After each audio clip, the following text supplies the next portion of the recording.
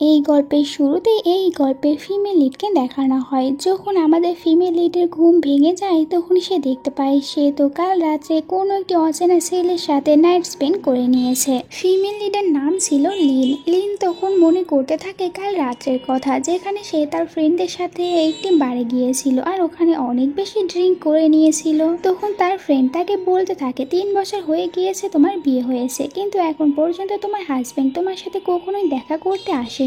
যাই হোক, চলো আমরা এখানে একটি গেম খেলি। যে এই গেমে হেরে যাবে সে ওখানে বসে থাকা হ্যান্ডসাম ছেলের কাছে গিয়ে তার বেলটি নিয়ে আসবে। আর এই গেমে তখন দেখা যায় লিন হেরে গিয়েছিল। এই কারণে শর্ত অনুযায়ী লিন তখন ওই হ্যান্ডসাম ছেলের কাছে আসে, যে ছিল আমাদের এই গল্পের মেন লিড, নাম ফুশান। এখানে তখন ফুশান লিনকে বলতে থাকে তুমি নিজে থেকে আমার কাছে এসেছো। এটা বলে সে তখন লিনকে নিয়ে এখান থেকে উঠে যায়। লিনকে হোটেল রুমে নিয়ে আসে, দুজনে এখানে নাইট স্পেন্ড করে নেয়। এখন লিন ভাবছিল আমার তো এখন পর্যন্ত ডিভোর্স হয়নি, এই জন্য আমি একে আমার ফেস দেখাতে পারবো না। লিন তখন একটি মাস্ক পরে এখান থেকে চুপি চুপি যেতে নিচ্ছিল, কিন্তু তখনই ফুশানের ঘুম ভেঙে যায় আর বলতে থাকে লিটল ফক্স তুমি আমাকে হাই না বলেই চলে যাচ্ছ।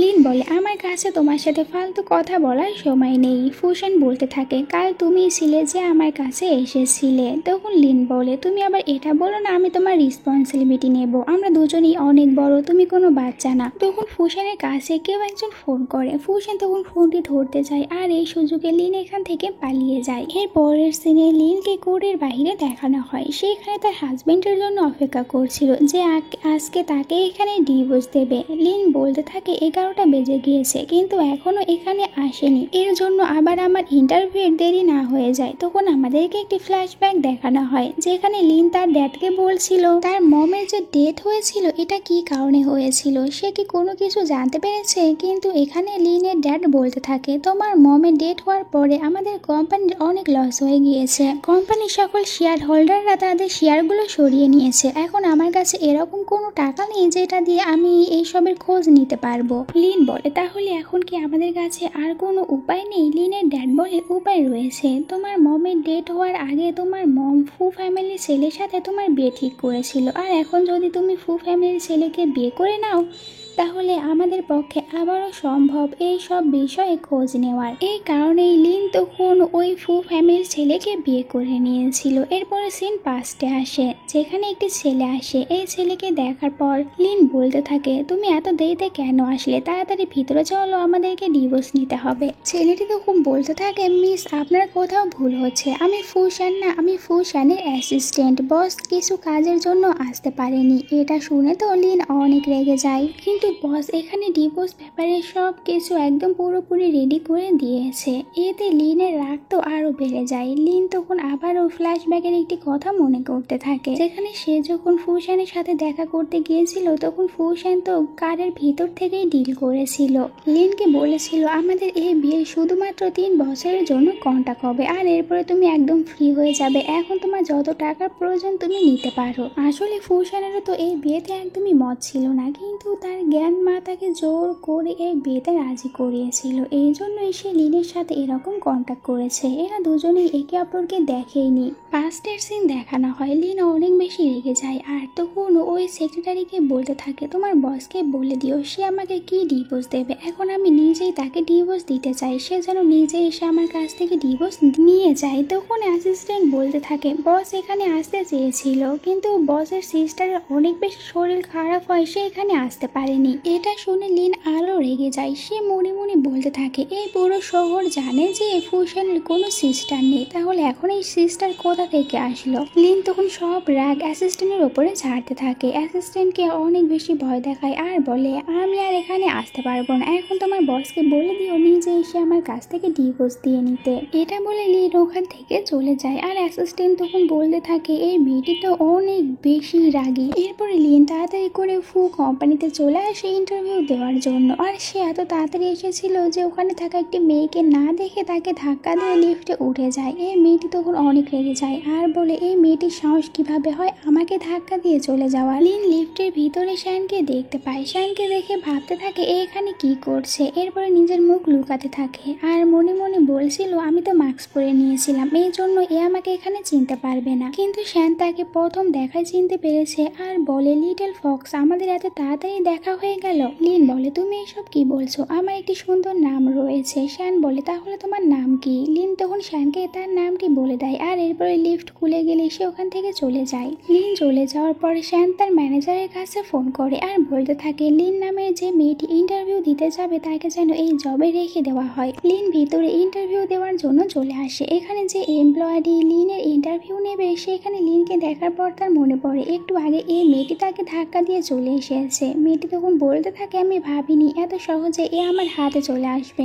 আর ম্যানেজার তখন এখানে ফাইলে লিনের নাম দেখতে পায় আর তখনই সে বুঝতে পারে বস তো এই মেয়েটির কথাই বলেছিল, এই জন্য লিনকে আর বেশি কিছু প্রশ্ন করে না, জবে রেখে দেয়। লিন বলতে থাকে এত বড় একটি কোম্পানিতে এত সহজে ইজিলি ভাবে ইন্টারভিউ দিয়ে জব পাওয়া যায়। তখন ওই মেয়েটি বলতে থাকে আমি তোমার ফাইল দেখেছি, তুমি তো গ্রেট ডিজাইনের এক্স এর সব ডিজাইনগুলো কপি করেছো। তোমার মতন কপিবাজ মেয়েদেরকে এই কোম্পানিতে জব দেওয়া হবে না। আর যখন এই ফাইলটি ম্যানেজার দেখে তখন সে বলে ঠিকই তো বলছে, তুমি তো গ্রেট ডিজাইন এক্স এর সব ডিজাইনগুলো কপি করেছো, তাই তোমাকে এখানে ইন্টারভিউ দেওয়ার দরকার নেই, এখানে তোমার জব হবে না। কিন্তু তখন লিন বলতে থাকে আমি যদি বলি আমি ওই গ্রেট ডিজাইনার এক্স তাহলে তোমরা কি বিশ্বাস করবে? তখন ওই মেয়েটি লিনকে পাগল বলতে থাকে আর লিনের ওপরে চিল্লাচ্ছিল। লিনও তখন ওই মেয়েটির উপরে অনেক বেশি চিল্লায় আর এরপরে ওখান থেকে বের হয়ে আসে। বাইরে আসার পর লিনের সাথে আবারও শ্যানের ধাক্কা লেগে যায়। তখন এখানে তো লিন শ্যানের বডি টাচ করেছিল। শ্যান বলে তোমার কি টাচ করা শেষ হয়েছে? আর যখন লিন আবারও শ্যানকে দেখে রেগে যায় আর ভাবতে থাকে এই সবসময় কেন আমার সামনে চলে আসে। এরপরে সে আবার ফাইলগুলো তুলতে শুরু করে, কারণ ধাক্কা লাগা যাওয়ার কারণে দুজনের ফাইলগুলো পড়ে গিয়েছিল। এখানে তখন লিন শ্যানের ফাইল দেখার পর বলতে থাকে এর কাছে কোম্পানি শেয়ারের ফাইল কি করছে, আবার এই কোম্পানির সিও না। আবার বলে সিও কিভাবে হবে, হয়তো বা এই কোম্পানির একজন মডেল। শ্যান তখন লিনকে বলে তোমার মনে হয় অন্যের জিনিসগুলো চুরি করার অভ্যাস রয়েছে। লিন রেগে যায় আর বলে একদমই না। এরপরে সে আবার শ্যানকে বলে তুমি এই কোম্পানিতে এই কোম্পানির শেয়ারগুলো নিয়ে কি করছো, তুমি এই কোম্পানিতে কিসের জব করো? শ্যান বলে আমার ফ্রেন্ড এই কোম্পানিতে আমাকে একটি কাজের জন্য পাঠিয়েছে, এই জন্য আমি এই কোম্পানির সিওর সাথে দেখা করতে এসেছি। ভাই দাবে তুমি এখানে কি করতে এসেছো? তুমি তো এই কোম্পানিতে ইন্টারভিউ দিতে এসেছিলে, তোমার কি জব হয়েছে? লিন বলে এই কোম্পানির সকল কলিগরাই অনেক বেশি পাগল, না জানি এই কোম্পানির সিও আরো বেশি পাগল। তারা আমাকে কি রিজেক্ট করে দেবে, আমি নিজেই এই কোম্পানিকে রিজেক্ট করে দিচ্ছি, এখানে জব করব না। এটা বলে লিন চলে যায়। ফুলশান তখন ভাবতে থাকে আমি তো আগে থেকে সবকিছু ঠিকঠাক করে রেখেছিলাম। এরপরে আবার ফুলশান তার অ্যাসিস্ট্যান্টের কাছে ফোন করে আর বলতে থাকে সে যেন আবারও লিনকে এই কোম্পানিতে জব দেওয়ার ব্যবস্থা করে দেয়। অন্যদিকে লিন যখন বাইরে আসে তখন তার কাছে তার স্টেপ মম ফোন করে আর বলতে থাকে শুনলাম তুমি এয়ারপোর্ট থেকে চলে এসেছো, তাহলে এখনো তুমি আমাদের সাথে দেখা করতে কেন আসোনি? আর বাড়িতে তোমার হাজবেন্ড কিছু কুরিয়ার পাঠিয়েছে, আমার মনে হয় সে তো এখানে ডিভোর্স লেটারই পাঠিয়েছে। এটা যদি তোমার ড্যাড জানতে পারে তাহলে তোমার কি হবে? তখন তো লিন তাড়াতাড়ি করে বাড়িতে চলে আসে আর সেই ডকুমেন্টসগুলো চাইতে থাকে যেগুলো ফুলশান পাঠিয়েছে। এখানে তার ড্যাড বলতে থাকে তাহলে তোমার এটাও মনে পড়েছে যে তোমাকে বাড়িতেও আসতে হবে। তখন লিনের স্টেপ সিস্টার সেই ডকুমেন্টগুলো দেওয়ার বাহানা করে, কিন্তু ইচ্ছা করে নিজের হাত থেকে ফেলে দেয় আর বলে এটা তো পড়ে গিয়েছে। লিন এতে রেগে গিয়ে তার স্টেপ সিস্টারের চুল ধরে অনেক বেশি মার দিচ্ছিল। তখন তার ড্যাড বলতে থাকে তুমি তোমার সিস্টারের সাথে এটা কিরকম ব্যবহার করছো? লিন বলে এ তো আপনার জায়ের সন্তান নয়, তারপরেও আপনি ওর সাইড কেন নিচ্ছেন? এটা শুনে লিনের বাবা তখন তাকে একটি স্ল্যাপ মারে। লিনের স্টেপ সিস্টার তখন আবারও নাটক করে আর বলে ড্যাড এতে সিস্টারের কোনো দোষ ছিল না, আমি নিজেই ভুল করেছি। এরপরে সে আবার ওই ডকুমেন্টসগুলো তোলে আর ইচ্ছা করে ডকুমেন্টসগুলো বের করে বলতে থাকে এটা তো ডিভোর্স লেটার।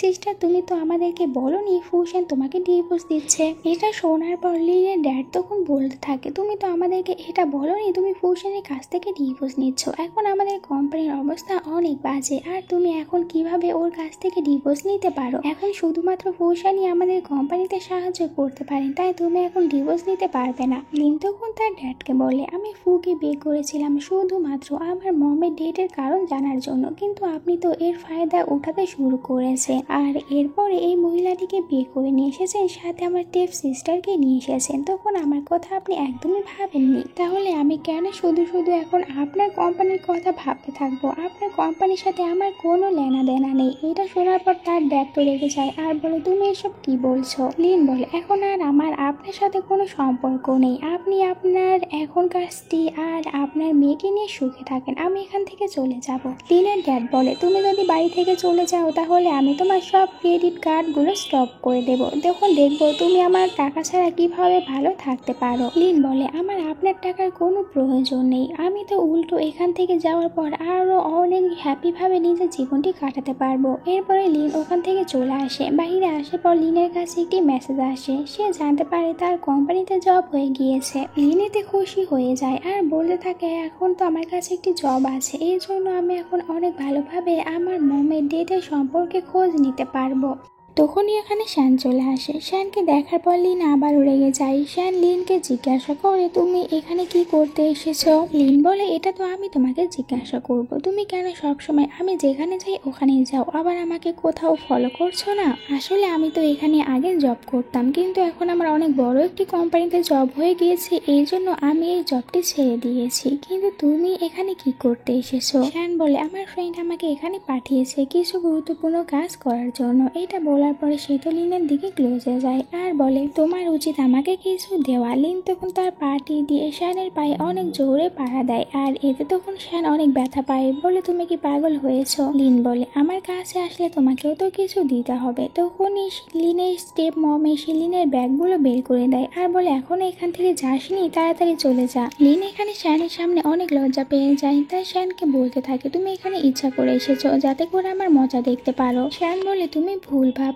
তখনই লিনের কাছে একটি মেসেজ আসে, জানতে পারে তার ড্যাড তো তার সব ক্রেডিট কার্ডগুলো স্টপ করে দিয়েছে। লিন বলে, আমি ভাবতেও পাইনি ড্যাড সত্যি এইসব কিছু স্টপ করে দেবে, কিন্তু এখন তো আমার কাছে কোনো টাকাই নেই। আমি কিছুদিন আগে অ্যাব্রোড থেকে ফিরে এসেছি, এই জন্য আমি বাইরের কার্ড ইউজ করতে পারবো না। ইউজ করার জন্য আরো 1 মাস সময় নিতে হবে। এই জন্য লিন তখন শ্যানকে বলতে থাকে, তুমি কি আমাকে তোমার বাড়িতে থাকতে দেবে? আমার তো মনে হয় তুমি তোমার বাড়িতে একাই থাকো, এই জন্য আমাকে থাকতে দাও, আমার কোনো অসুবিধা হবে না। শ্যান বলে, তুমি কি সত্যি আমার বাড়িতে থাকতে চাও? আমার বাড়ি কিন্তু এই বাড়ির মতন এত বেশি বড় না, অনেক ছোট বাড়ি। লিন বলে, তাতে কি হয়েছে? তোমার কি মনে হয় আমি কি কোনো রিস্ক নিই? আমি তো কোনো রিস্কই না, আমি অনেক গরিব, তাই ওখানে আমার থাকতে কোনো অসুবিধা হবে না। এই জন্য শ্যান তখন লিনকে তার বাড়ির অ্যাড্রেসটি দিয়ে দেয়। এরপরে শ্যান লিনের স্টেপ মমের সাথে দেখা করতে আসে আর বলে, আপনার মেয়ে কোথায়? এখানে তখন স্টেপ মম বলে, আমার মেয়ে তো অ্যাডবোর্ডে চলে গিয়েছে। এটা শোনার পর শ্যান ভাবতে থাকে, অ্যাডবোর্ডে চলে গিয়েছে, তাহলে আমার থেকে ডিভোর্স কে নেবে? এদিকে লিন যখন শ্যানের বাড়িতে আসে, সে তো বাড়ি দেখে অনেক অবাক হয়ে যায়, কারণ এই বাড়িটি অনেক বেশি বড়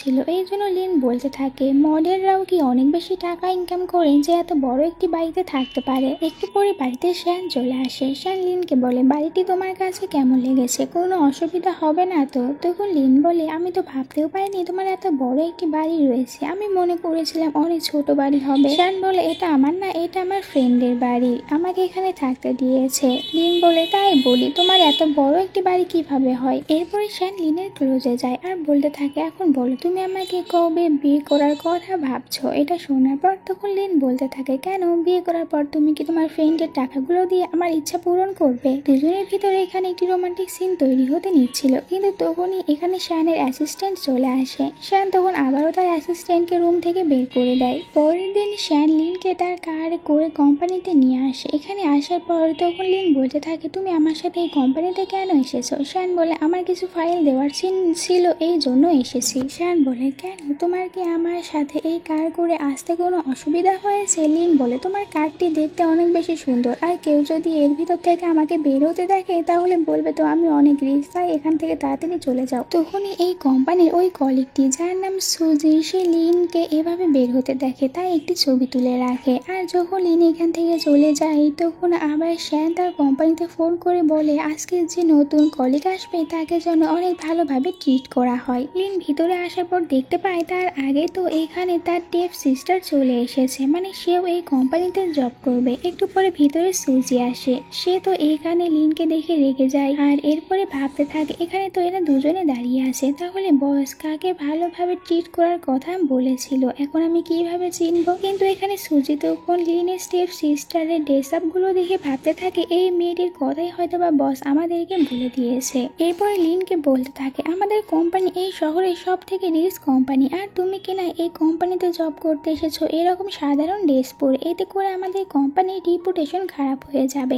এরপরে সে লিনকে অনেকগুলো ফাইল ধরিয়ে দেয় আর কোন রকম একটি জায়গা দেখিয়ে দেয় কাজ করার জন্য। এরপরে সুজি লিনের স্টেপ সিস্টার যার নাম ছিল জিন তাকে কোম্পানির বাকি সব কলিগদের সাথে পরিচয় করিয়ে দেয় আর বলে এ হচ্ছে আমাদের কোম্পানির নতুন কলিগ, আজ থেকে আমাদের সাথে কাজ করবে। আর জিনকে তখন অনেক সুন্দর একটি কাজের জায়গা দেখিয়ে দেয়। এটা দেখার পর লিন বলতে থাকে আমরা দুজনেই আজকে এখানে ফার্স্ট এসেছি, কিন্তু তুমি দুজনকে দুই রকম ভাবে ট্রিট কেন করছো। সুজি বলে কারণ বস আমাদেরকে বলে দিয়েছে জিনের ভালোভাবে টেক কেয়ার করতে, আর তোমার যদি এটা সহ্য না হয় তাহলে এই কোম্পানি থেকে চলে যেতে পারো, আর এমনিতেও তোমাকে এই কোম্পানিতে কেই বা রাখতে চাই। লিন তখন মনে মনে বলতে থাকে আমার হাজবেন্ড ফুশন তো দেখছি অনেকটা বেশি আজব, সে কেন জিনকে এরকম ভাবে ট্রিট করতে বলবে। যাই হোক আমি তো এখানে এসেছি আমার মমের বিষয়ে জানতে, তাই আমার এইসব কিছু না নিয়ে জানলেও হবে। আর জিন তখন ভাবতে থাকে আমি তো শুনেছি এই কোম্পানির বসই হচ্ছে ফুশন, কিন্তু সে এখানে তার ওয়াইফের সাইড না নিয়ে আমার সাইড কেন নিচ্ছে, এর মানে সে আমাকে লাইক করে, এই জন্য আমাকে যে করি হোক ফুশনকে এখন পটাতে হবে, তাহলে আমার জীবন অনেক সুন্দর হয়ে যাবে। এরপরে সুজি আবার লিনকে বলতে থাকে তুমি চাইলে যে কোনো ছেলেকে তোমার প্রেমের জালে ফাঁসাতে পারো, কিন্তু এখানে এইসব কিছু চলবে না, কারণ এই ডিপার্টমেন্টের হেড আমি, এখানে আমি যা বলবো তাই করতে হবে। লিন বলে তুমি না জেনে আমার উপরে এইসব কি দোষ চাপিয়ে দিচ্ছ। তখন আবার সুজি ওই ফটোটি সবাইকে দেখিয়ে দেয় যেখানে লিন একটু আগে শ্যানের কারের ভিতর থেকে বের হয়ে এসেছিল। এটা দেখার পর সকল কলিগরাই তখন বলতে থাকে তুমি তো অনেক বাজ, তোমার মতন গরিব মেয়েদেরকে এই কোম্পানিতে জব করার কোনো অধিকার নেই, তুমি চাইলে এখান থেকে চলে যেতে পারো। তখন সুজি আবার লিনের সব ডিজাইন গুলো তার দিকে ছুঁড়ে মারে আর বলে এখন এগুলো উঠাও আর নিজের কাজ করতে যাও। লিন যখন এই সবগুলো তুলছিল তখন আবার সুজি ওগুলোতে পাড়া দিয়ে ধরে আর বলতে থাকে তোমার তো অনেক বেশি ইচ্ছা সব ডিজাইন গুলো কপি করার, তাহলে কেন না তুমি এখানে বসে আবারও কপি করো। লিন বলে এতে করে কোম্পানি আর তোমাদের সবার সময় নষ্ট হবে। সুজি এতে আরো রেগে যায়। জিন বলে তুমি আমার কাছ থেকে ক্ষমা চাও, তাহলে আমি তোমাকে সাহায্য করতে পারবো। লিন বলে এটা তো তুমি স্বপ্নেই দেখে যাও। এতে জিন রেগে যায় আর কোম্পানির সকল কলিগদেরকে বলতে থাকে লিন আগে থেকেই ম্যারিড, আর এখন আমাদের এই ডিপার্টমেন্টের হেড তো দেখালো সে একটু আগে বাইরে একটি ছেলের সাথে ফ্লার্ট করছিল, এই আগে থেকে এরকম, এই জন্য তোমরা সবাই এর কাছ থেকে দূরে থেকো, না জানি কবে আবার এ তোমাদের হাজবেন্ডকে ফাঁসিয়ে নেয়। এরপরে আবারও লিনকে বলে আমার কাছ থেকে ক্ষমা চাও। লিন তো ক্ষমা চাচ্ছিল না, এই জন্য সে তখন একটি কাঁচের গ্লাস নিচে ফেলে দেয় আর বলে ক্ষমা চাও না হলো এগুলো পরিষ্কার করো। লিন এটাও পরিষ্কার করবে না, তখন সকল কলিগরা লিনকে জোর করে ওই কাঁচের গ্লাসের উপরে হাত রাখার চেষ্টা করছিল আর তাকে অনেক বেশি বুলিং করছিল। তখনই এখানে শ্যান চলে আসে, সবাইকে বলে তোমরা এসব কি করছো, তোমাদেরকে কোম্পানি থেকে ফায়ার করা হচ্ছে। সুজি তখন আবার শ্যানকে বলতে থাকে তুমি এখানে কি করছো, আর তুমি জানো আমি এই কোম্পানিকে, তাহলে তুমি আমাকে এই কোম্পানি থেকে কিভাবে ফায়ার করতে পারো। তখনই ওখানে শ্যানের অ্যাসিস্ট্যান্ট চলে আসে। অ্যাসিস্ট্যান্টকে দেখার পর সুজি তখন অ্যাসিস্ট্যান্টকে মিস্টার ফু ভেবে নেয় আর বলতে থাকে আমাদের এখানে কোনো দোষ ছিল না, এই সব কিছু লিন ইচ্ছা করে করেছে, লিন আমাদেরকে এখানে ফাঁসাতে চায়, এই জন্য ইচ্ছা করে এইসব কিছু করেছে। সকল কলিগরাও তখন এখানে লিনকেই দোষারোপ করছিল।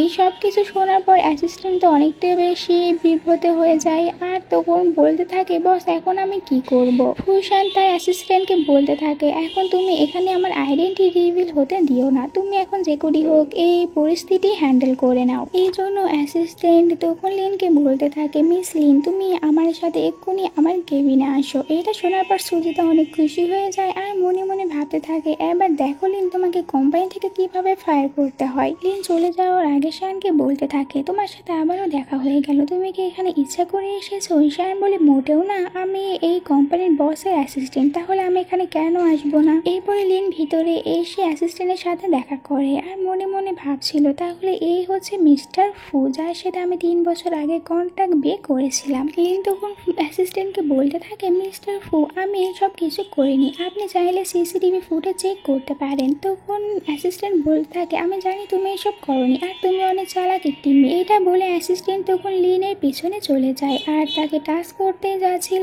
এটা দেখে শ্যান দেখে তাড়াতাড়ি করে অ্যাসিস্ট্যান্টকে সরিয়ে দেয়। দুজনকে এভাবে দেখার পর লিন তো তখন অন্য কিছুই ভেবে নেয়, আর তখন অ্যাসিস্ট্যান্ট শ্যানকে বলতে থাকে, বস আপনি অন্য কিছু ভেবে নিয়েছেন।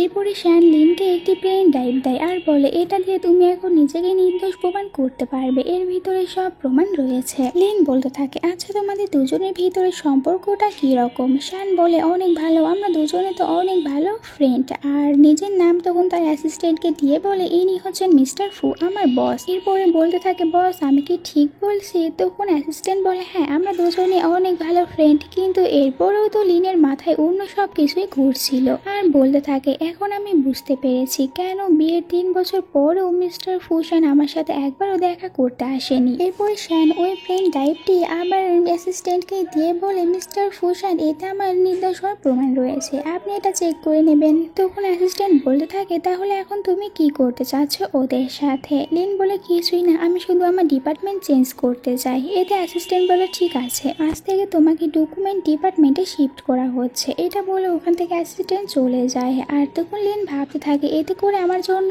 অনেক ভালো হলো, আমি এখন ডকুমেন্ট ডিপার্টমেন্টে থেকে আমার মায়ের সম্পর্কে আরো ভালোভাবে জানতে পারবো। শ্যান দেখতে পায় লিন তার হাতে আঘাত পেয়েছে, এই জন্য বলে, তুমি তো তোমার হাতে আঘাত পেয়েছো। লিন বলে, এটা অনেক ছোট একটি আঘাত, আমার কিছুই হবে না। কিন্তু এরপরেও শ্যান তখন ওখান থেকে মেডিসিনের বক্সটি বের করে, যেটা দেখার পর লিন বলতে থাকে, আসলে তুমি কে? তোমার আসল পরিচয় কি? তুমি কিভাবে যে কোনো সময় সিওর অফিসে আসতে পারো, আবার সিওকে না বলে এখান থেকে মেডিসিন বক্সও নিয়ে নিতে পারো? শ্যান বলে, তোমাকে তো আগেই বলেছি আমি বসের অনেক ভালো ফ্রেন্ড, এই জন্য আমি এইসব কিছু অনুমতি ছাড়াই নিতে পারি। আর এখানে লিন তখন দেখা যায় যে অ্যাসিস্ট্যান্টের অনেক বেশি প্রশংসা করছিল। লিনের মুখ থেকে অ্যাসিস্ট্যান্টের এত বেশি প্রশংসা শোনার পরে শ্যানের অনেক জেলাস হচ্ছিল, এই জন্য সে তখন লিনের হাতটি ধরে নেয় আর বলে, তুমি কেন বসের এত বেশি প্রশংসা করছো? লিন বলে, আমি দেখো আজকে এই কোম্পানিতে জয়েন করেছি, আর তুমি যদি এভাবে আমার হাত ধরে রাখো তাহলে এই কোম্পানিতে আমার রিপুটেশন খারাপ হয়ে যাবে। এটা বলে লিন তখন শ্যানের কাছ থেকে তার হাতটি ছাড়িয়ে নিয়ে ওখান থেকে চলে যায়। আর এখানে এই ড্রামাটির ফার্স্ট এপিসোড শেষ হয়ে যায়। তোমরা যারা এই ড্রামাটির লাস্ট এপিসোড দেখতে চাও তারা তাড়াতাড়ি চ্যানেলটিকে সাবস্ক্রাইব করে নাও। Bye bye.